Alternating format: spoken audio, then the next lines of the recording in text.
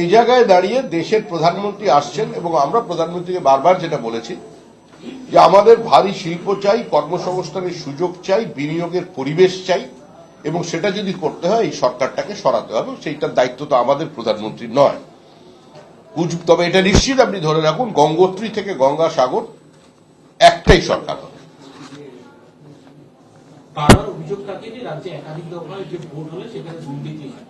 এবার কি তাহলে কমিশন যেভাবে পদক্ষেপ নিচ্ছে এক দফায় ভোট, বারবার অভিযোগ থাকে বিরোধীদের যে এবার কি এক দফায় ভোট, এত দফায় ভোট হলে একটা দুর্নীতির জায়গা থাকে, একটা অশান্তির জায়গা তৈরি হয়।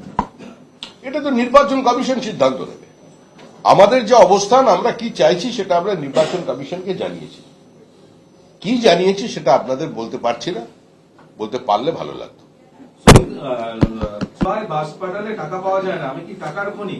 পার্থভৌমিক সেই মিটিংই বলছে তৃণমূল করলে পকেট থেকেই টাকা দিতে হবে, টাকা রোজগার করার দায়িত্ব সেই ব্যক্তির। মানে পার্থভৌমিক সরাসরি তোলাবাজির কথা কি বলছেন ওই ব্যক্তি? দেখুন, এগুলো নিয়ে আর দেখুন মানুষের কোনো উৎসাহ নেই। কেন আপনি উৎসাহ দেখাচ্ছেন?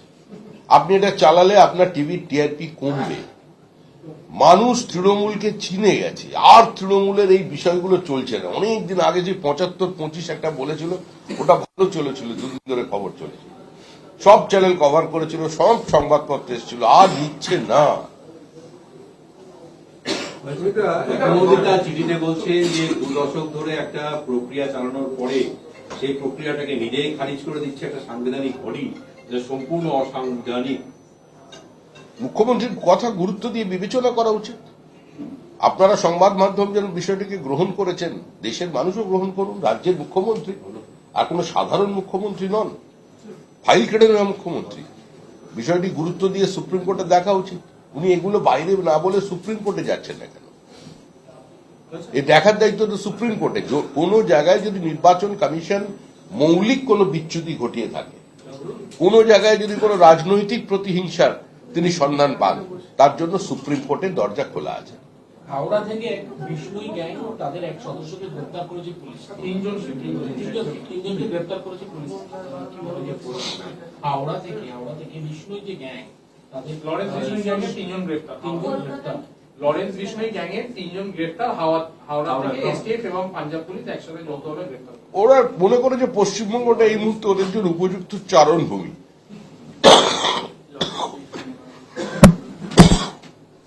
সেই জন্য চলে এসছে। এত ভালো জায়গা তো পাওয়া যাবে না। গঙ্গাসাগর মেলার চূড়ান্ত অব্যবস্থা, সর্বস্ব ছিনতাইয়ের অভিযোগ রাশিয়ান এক পুণ্যার্থী। দুর্ভাগ্যজনক কোনো বিদেশি যদি ছিনতাই হয়, তবে সমস্ত বিষয়ের জন্যই তো কোনো সরকারকে দায়ী করা যায় না। কোনো ব্যক্তির বিচ্যুতির জন্য কোনো সরকার দায়ী হতে পারে না। তবে মুখ্যমন্ত্রী তো বলেন, আমি তো শুনিনি কোনো জায়গায় কুম্ভ মেলায় ছিনতাই হয়েছে বলে। এবং এ রাজ্যের সবচেয়ে বেশি মানুষ কুম্ভ মেলায় গিয়েছিলেন। অত একটা দুর্ঘটনা ঘটবার পরেও, মুখ্যমন্ত্রীর বারণ সত্ত্বেও, আক্রমণ সত্ত্বেও, মানে ঘৃণা উদ্রেক করা সত্ত্বেও, সরাসরি কুম্ভ মেলাকেই অপমানিত করা, ভারতের আধ্যাত্মবাদকে আঘাত করার পরেও কিন্তু তার বিরুদ্ধে প্রতিবাদ জানিয়ে মানুষ কুম্ভ মেলায় গিয়েছিলেন। অভিযোগ করেছে যে পুলিশ আধিকারিকদের নিয়ে মুখ্যমন্ত্রী যাওয়ার একটাই উদ্দেশ্য ছিল, সেটা হচ্ছে ইডিকে ভয় দেখানো, কাজ করতে না দেওয়া, ভয় দেখানো। ওরা ভয় পেল কেন?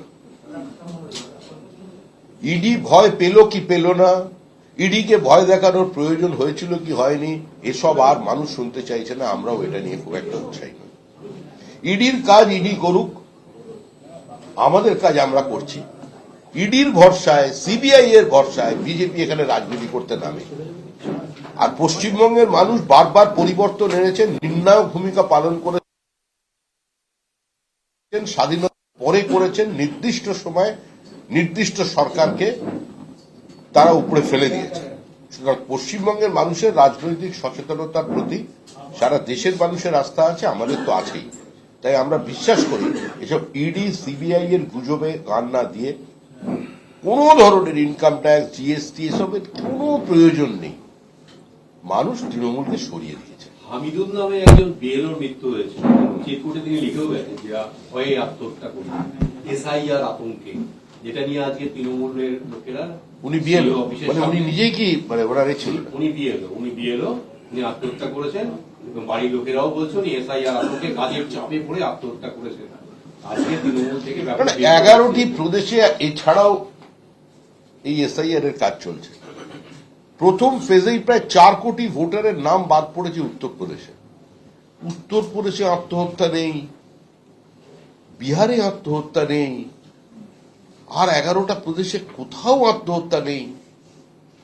বাংলার মাটি দুর্জয় ঘাটি, মানে নেতাজি সুভাষের দেশে কাজের চাপে আত্মহত্যা ভাবাই যায় না। যে রাজ্যের মুখ্যমন্ত্রী নিজেকে বলেন আমি টাইগার, তার রাজ্যের মানুষের এত দুর্বল মন কেন? যে যারা মারা গেছে সেই মৃত আত্মার সদ্গতি কামনা করছি এবং তার শোকসন্তপ্ত পরিবারের প্রতি আমাদের সহানুভূতি আছে। তৃণমূলের বিক্ষোভ আছে আজকে, তৃণমূলের বিক্ষোভ আছে এই সিও অফিসের সামনে, হিন্দ মোটরের না সিও অফিসের সামনে তৃণমূলের বিক্ষোভ আছে।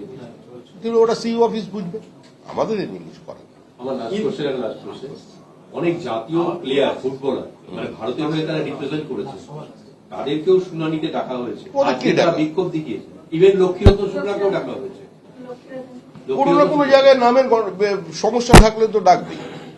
এর মধ্যে তো সমস্ত জিনিসকে তো ফেস করতে হয়। ব্যাংকে আপনি কেওয়াইসি দেন না, আপনাকে ফিজিক্যালি ব্যাংকে যেতে হয় না, আপনি সাকসেশন সার্টিফিকেট বার করবার জন্য কাগজে বিজ্ঞাপন দেন না। তো একটা সরকারি প্রক্রিয়ার মধ্যে অনেক নিয়ম কানুন থাকে। এটা তো মুদির দোকান নয় ব্যক্তিগত, গেলাম কাউন্টার থেকে কিনলাম চলে এলাম, এরকম গল্পটা নয়।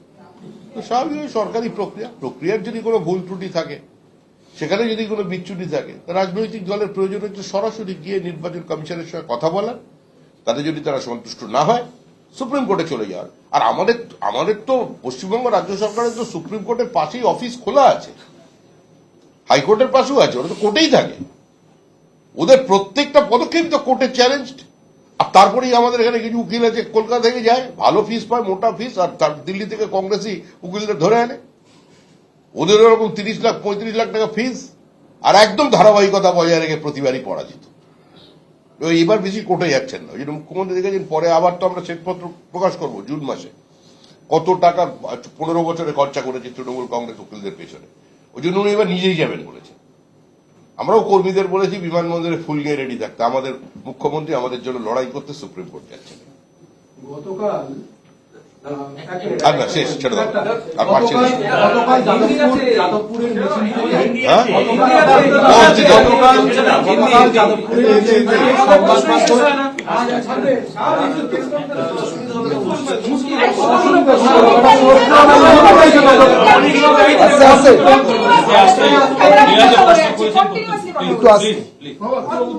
গতকাল যাদবপুরের মিছিল থেকে একটা সংবাদ মাধ্যম একটা স্লোগান দিল এবং সেই স্লোগানটা